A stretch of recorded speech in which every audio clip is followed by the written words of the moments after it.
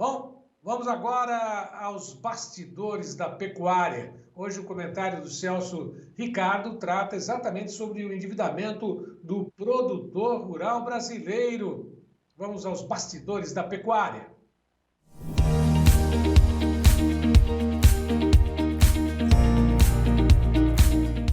Olá, meus amigos do canal Tempo e Dinheiro, aqui quem fala é Celso Ricardo e eu quero falar hoje sobre um assunto importante, interessante, mas que sem dúvida nenhuma, muito pouco é comentado a nível de Brasil, muito pouco é debatido, as autoridades não mostram interesse sobre o assunto e já eu vou mostrar e vou comprovar para vocês isso que eu venho dizendo. O assunto de hoje é delicado, eu quero falar sobre o endividamento do produtor rural brasileiro, que já está na casa aí de mais de 600 bilhões de reais. E a cada ano que passa esse endividamento cresce. Culpa do produtor rural? Não. Existem algumas operações que não foram bem realizadas, que causaram um prejuízo? Sim, como em todo o empreendimento. E isso eu faço um comparativo com o setor secundário, onde as empresas, as indústrias, muitas vezes ao longo dos anos mostram dificuldade financeira e os governos vão lá e dão um aporte financeiro muito grande, elas resolvem os problemas, renegociam financiamentos e seguem as suas atividades. Porém, com o produtor rural brasileiro, o tratamento é diferente. No ano de 1994, foi apresentado um projeto de securitização que tratava diretamente dos assuntos ligados ao endividamento do produtor rural. Foram inúmeras as situações, muitos trâmites daqui para lá e de lá para cá, foi apresentado o projeto, foi aceito, foi colocado em prática e foi muito bom, diga-se de passagem. Mas o projeto por si só, ele não garantiria que esse produtor rural não viesse novamente a se endividar.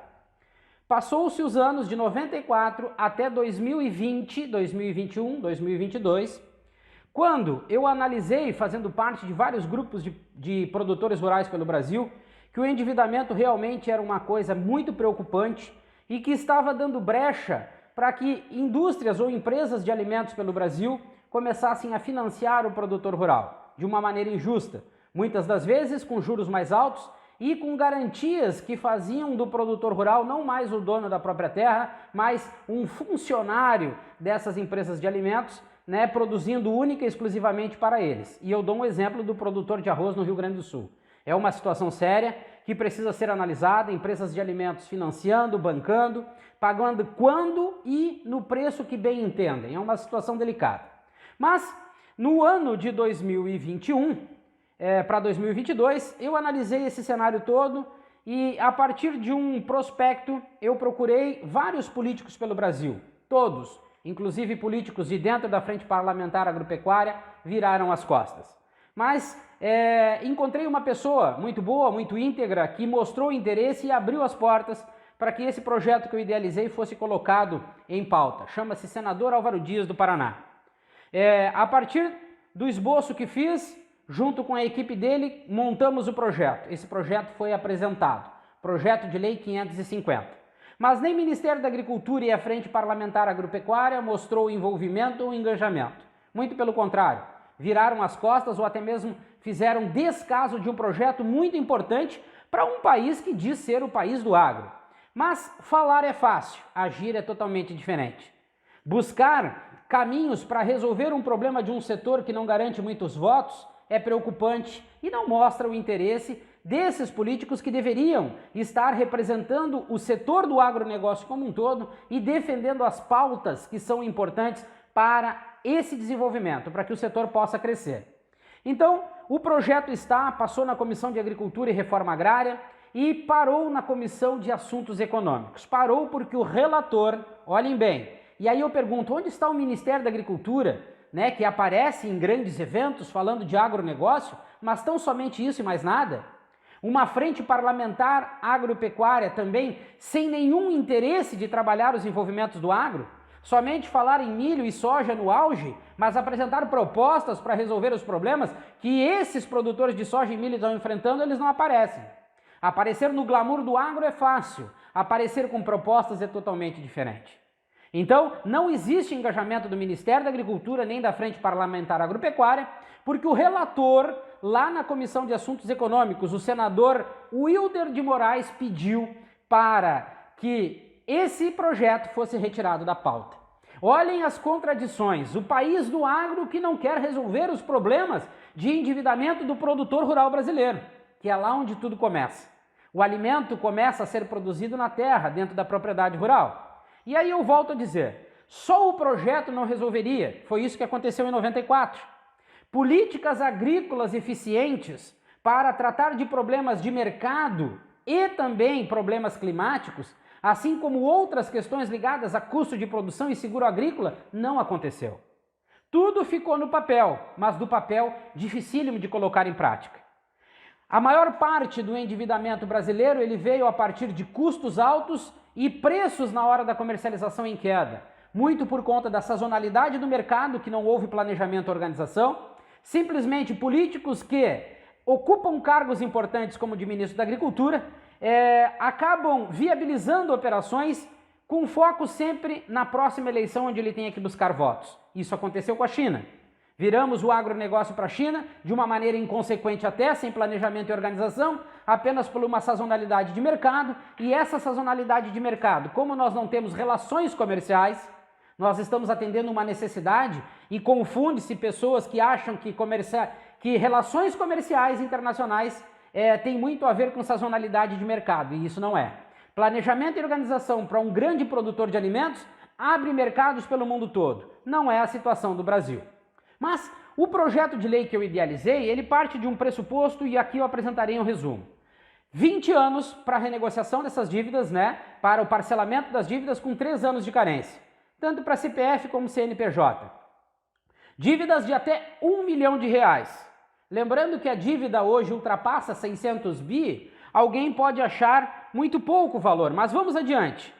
Esse projeto ele resolveria problemas de até 10 bilhões de reais do endividamento do produtor rural. Lembrando que é em cima da cédula principal, ou seja, hoje 10 bilhões de reais pode representar mais de 200 bilhões.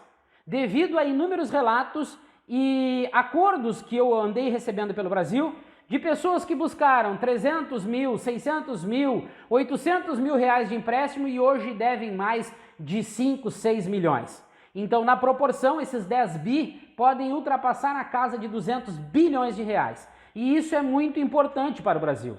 Nós tiraríamos os atravessadores financeiros, aqueles que cobram até valores exorbitantes, com juros altos e com garantias que não poderiam ser cobradas, tornariam, a partir de políticas agrícolas específicas para mercados e também com relação ao clima, que já vem causando prejuízos bilionários no Brasil, dando uma maior tranquilidade para o produtor rural, sabendo que, por exemplo, de uma maneira simplificada e que deveria ser revisada, o seguro agrícola iria funcionar. Menos burocracia e mais atividade. Nós não estamos dando o aporte que o produtor rural e o setor primário precisa.